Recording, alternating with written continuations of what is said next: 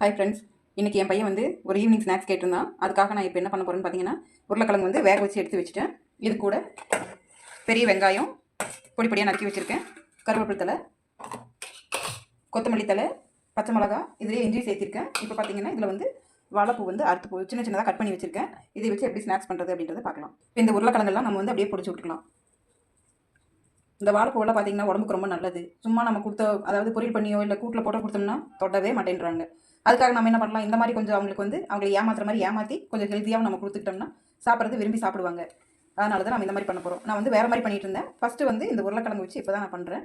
அதனால் டேஸ்ட் எப்படி இருக்குது அப்படிங்கிறத நம்ம பார்க்கலாம். செஞ்சுட்டு இது நல்லா பிடிச்சிட்டு எப்படி இருக்குன்ற காமிக்கிறேன். இப்போ இந்த உருளைக்கிழங்குலாம் இப்படி கட்டி இல்லாமல் நல்லா அப்படி பிசைஞ்சு எடுத்துக்கோங்க. இதில் வந்து மல்லி இலை, பச்சை மிளகா போட்டுக்கலாம். அதே மாதிரி பார்த்தீங்கன்னா வெங்காயம், இஞ்சி, கருவேப்பிலை எல்லாம் கட் பண்ணி வச்சுருக்கேன். அதையும் இது கூட ஆட் பண்ணிக்கலாம்.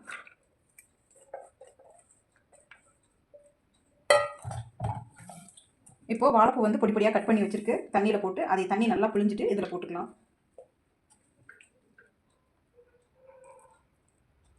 இதுக்கு வந்து உப்பு கரெக்டாக இருக்கா அப்படின்றத பார்த்துட்டு பத்தலை அப்படின்னா நம்ம போட்டுக்கலாம்.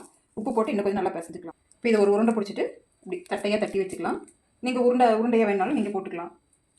இது கூட கரம் மசால் இந்த மாதிரி எல்லாம் உங்களுக்கு என்னென்ன மசாலா ஐட்டம் வேணாலும் நீங்கள் சேர்த்திக்கலாம். நான் வந்து எதுவுமே சேர்க்கல, ஹெல்த்தியாக இருக்கட்டும் சும்மா சிம்பிளாக இந்த மாதிரி பண்ணிகிட்டு இருக்கேன். இப்போ பார்த்தீங்கன்னா அது பொரிக்கிறதுக்காக நம்ம வடை வச்சுக்கலாம். வடை வச்சுட்டு தேவையான அளவு எண்ணெய் ஊற்றிக்கலாம்.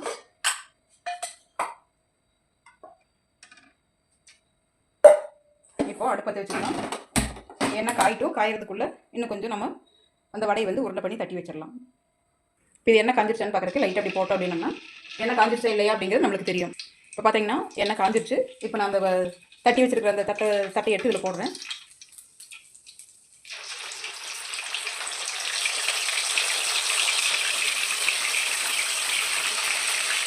போட்டு உடனே கிளற வேண்டாம், திருப்பி விட வேண்டாம். கொஞ்ச நேரம் வெந்ததுக்கப்புறம் திருப்பி விட்டால் போதும். இது போட்ட உடனே அப்படியே பிரிஞ்சு வருது. இது கூட நீங்கள் வந்து அரிசி மாவு ஏதாவது சேர்க்கறனால நீங்கள் சேர்த்துக்கலாம். நான் கொஞ்சம் அரிசி மாவு சேர்த்து போட்டு பார்க்குறேன். அரிசி மாவு சேர்க்காமல் போட்டிங்கன்னா இந்த மாதிரி உள்ளே போட்டால் எல்லாமே அப்படியே தனித்தனியாக வந்துருக்கு. அதனால் அரிசி மாவு கூட கொஞ்சம் சேர்த்துட்டு நீங்கள் போட்டு பாருங்கள்.